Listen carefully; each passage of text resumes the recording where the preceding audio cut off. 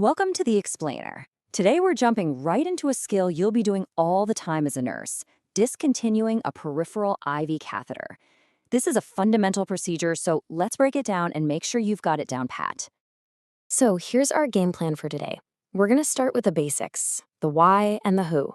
Then we'll walk through getting prepared, the actual removal procedure, and what to do afterward. And of course, we'll cover what to do when things don't go exactly as planned. Stick with me and you'll have this whole thing locked down. So first things first, we've got to understand the basics. Why are we even taking an IV out? And maybe just as important, who's actually allowed to do it? So the big takeaway here is that you don't just pull an IV for no reason. It really comes down to two main scenarios.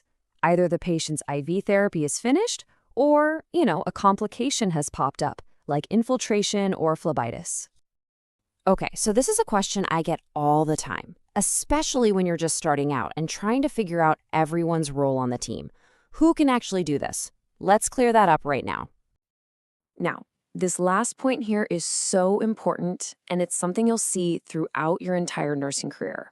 While an RN can delegate the skill to a properly trained LPN or even assistive personnel, here's the kicker. The RN is always the one who's ultimately responsible for the outcome. That accountability never goes away. All right, we've got the why and who down. Now let's talk about setting yourself up for success. I'm telling you, proper preparation before you even walk into the patient's room is the secret to making this procedure go smoothly and safely. These 4 checks, they're your absolute non-negotiables. Think of them as your pre-flight safety check. You've got to check for allergies. You've got to confirm that patient's identity with 2 different things like their name and birthday. You've got to use standard precautions. And of course, you need to know what your hospital-specific policy says. And here's all the gear you'll need. It's pretty simple, right? Having your gloves, your gauze, and your tape all ready to go at the bedside means you're not fumbling around later. It keeps things efficient and lets you focus 100% on your patient. Okay, here we go, the main event. Let's walk through the actual removal, step by step, just like you'd be doing it for real. So, step 1 is all about getting ready for a safe removal. First, you're going to talk to your patient. Tell them what you're about to do. It really helps calm their nerves. Next, you need to do a quick assessment. Are they on any blood thinners? That's a big one.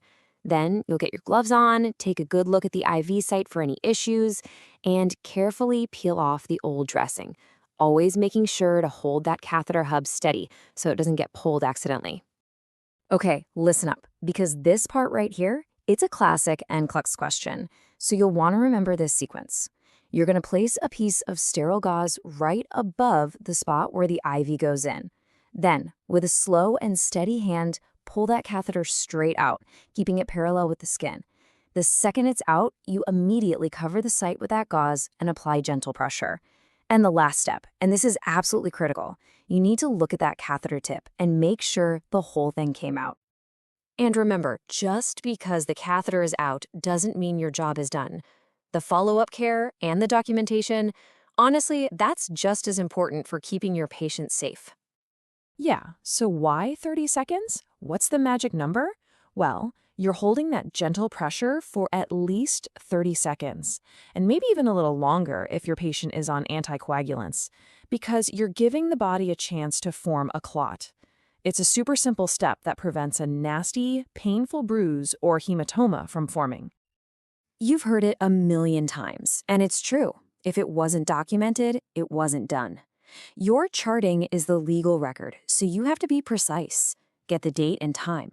Document that the catheter tip was intact, what kind of dressing you applied, and of course, how the patient handled the whole thing.